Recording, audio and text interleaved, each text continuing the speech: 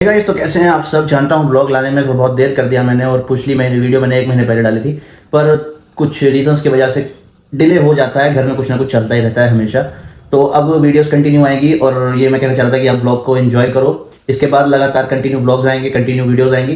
तो सपोर्ट करो गाइस, क्योंकि आपके सपोर्ट से ही मेरा चैनल चल रहा है, ग्रो कर रहा है। हम 1K फैमिली पूरी हो चुके हैं अब, और अब टारगेट 10K का है। तो अब आप लोगों का साथ बहुत ज़रूरी है। तो अब आप लोग वीडियो एंजॉय करो, लेकिन उसके पहले वीडियो को लाइक कर देना और चैनल को सब्सक्राइब कर देना। अभी लेवल देखा कहाँ तुमने? मैंने तो कराया नहीं अभी कुछ। हे गाइस, तो वेलकम टू अनदर ब्लॉग में। और अभी मैं हूँ कहाँ पे, आप लोग गेस करो, और मैं किससे मिलने जा रहा हूँ। तो दोस्तों, मेरा माइक खराब होने की वजह से मुझे खुद ही कुछ ऑडियो रिकॉर्ड करने पड़े, और बैग तैयार करके मैं चलता हूँ आगे की ओर। सबसे बड़ी प्रॉब्लम की बात क्या होती है कि आप दूसरे शहर में आए हो और अपना ट्राइपॉड ही नहीं रहा। अगर यार मैं अपना ट्राइपॉड लाना भूल। फिर भाई मैंने किया बैग अपना पैक, और मैं निकल चुका लिफ्ट पकड़ के नीचे की ओर। और मैं देखा भाई बाहर निकल के तो दिल्ली का ये हाल था, इतनी भयंकर बारिश हो रही थी कि पूछने वाला नहीं था। किसी तरीके मैं पानी में हल्का फुल्का भीगते भीगते किसी तरीके अपने ऑटो में बैठा। और भाई साहब, जब ऑटो में बैठ के निकला ना, कसम से यार मैं तुम्हें एक सजेशन दूंगा, कभी भी दिल्ली के ट्रैफिक में तुम ऑटो में कभी मत जाना। बाइक ले लो, रैपिडो ले लो, लेकिन ऑटो में मत जाना।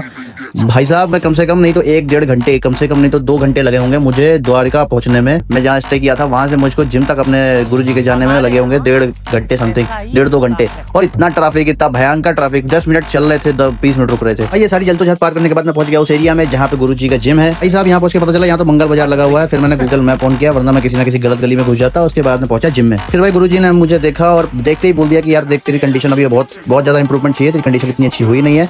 तो अभी जो वर्कआउट है और जो डाइट है वो कुछ बदलेगी, कुछ चेंज होगी। और मैंने गुरुजी से बहुत सारे सवाल भी किए। मैं इस वीडियो में वो सब आपको बताऊंगा, लेकिन आगे चलने से पहले इस वीडियो को लाइक और चैनल को सब्सक्राइब कर दो। तो भाई हमें करना था चेस्ट और ट्राइसेप, इसके बाद हो गई हमारी वर्कआउट चालू।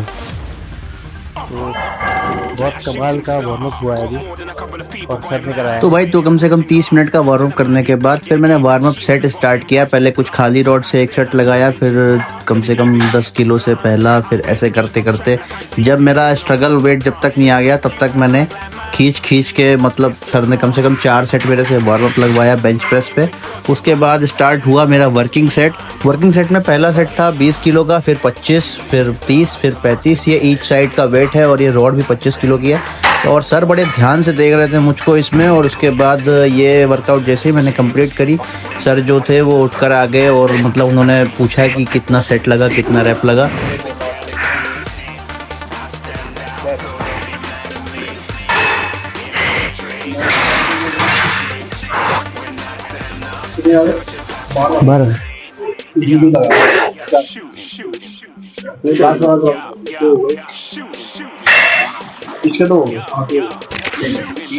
इसके बाद भाई अगली वर्कआउट थी हमारी इंक्लाइन बेंच प्रेस। स्पीड भी 2 सेट 16 रेप के ड्रॉप सेट थे, लेकिन सर ने कम से कम 3 सेट लगवाए।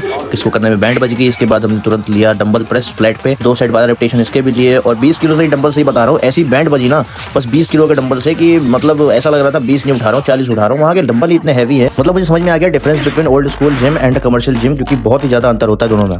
तो अभी तक 3 वर्कआउट हो चुकी थी। इसके बाद मेरी मसल में काफी ज्यादा अच्छी पंपिंग आ गई थी, तो मैंने थोड़ा सोचा पोज कर लूँ, और लगे सर से कुछ सवाल भी कर लूँ कि साइड चेस्ट की पोजिंग कैसे होती है। हम कई लोग बिल्कुल ऐसे करते हैं, कुछ लोग इसको प्रेशराइज करते हैं, कुछ कोचेज ऐसे कहते हैं कि इस बाइसेप्स इसको ढकेलना है, और इसमें तो सर सही टेक्निक क्या है? स्टेज पे जो जज बैठा है उसको लगे कि हाँ ये सही है।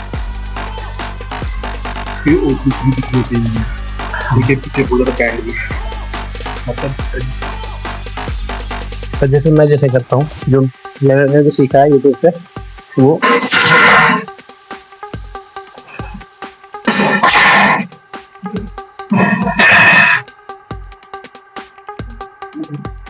ये जो नॉर्मल मैंने सीखा है, और सही से वर्कआउट किया है।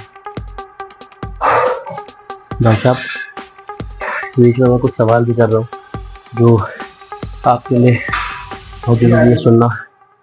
टिप्स, कोचिंग, पोजिंग से रिलेटेड, और साथ में वर्कआउट से रिलेटेड एक इंटेंसिटी का रियल मतलब क्या होता है, और साथ में बहुत सारी चीज़ें गुरुजी से भी पूछेंगे, सर से भी पूछेंगे, फिर सब क्लियर हो जाएंगे।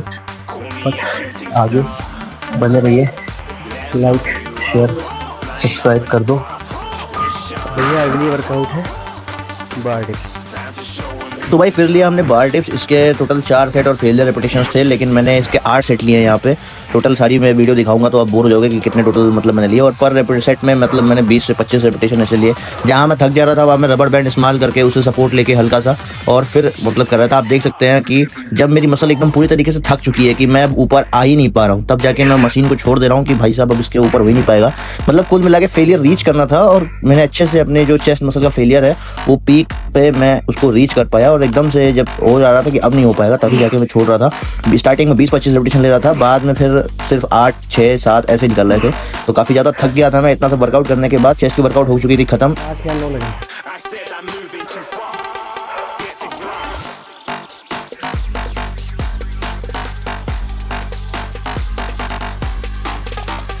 फिर आती है हमारी अगली वर्कआउट जो शुरू होती है स्कल क्रशर, जिसको लाइन ट्राइसेप एक्सटेंशन भी कहते हैं और बहुत से लोग ये वाला वर्कआउट भी कहते हैं। तो इसमें वर्कआउट मेरी स्टार्ट हुई, पहले ही प्लेट 10 किलो से स्टार्ट हुआ और 10-10 kg ईच साइड था। ये भी मैंने 4 सेट 12 रेपिटेशन लिए। इसके साथ में बस 2 वर्कआउट गुरुजी कराते हैं हमेशा ट्राइसेप की।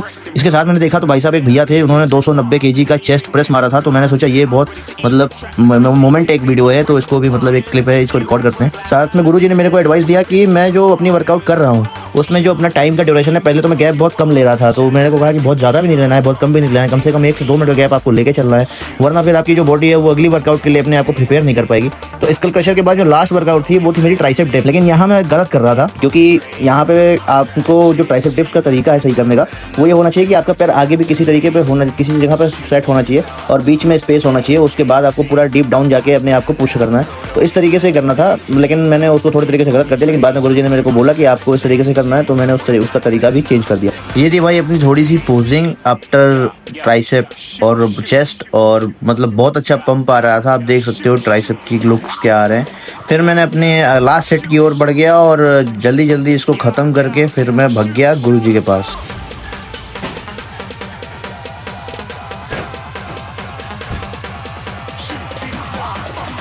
वर्कआउट सारी हो गई है, बस 20 मिनट का कार्डियो होता है।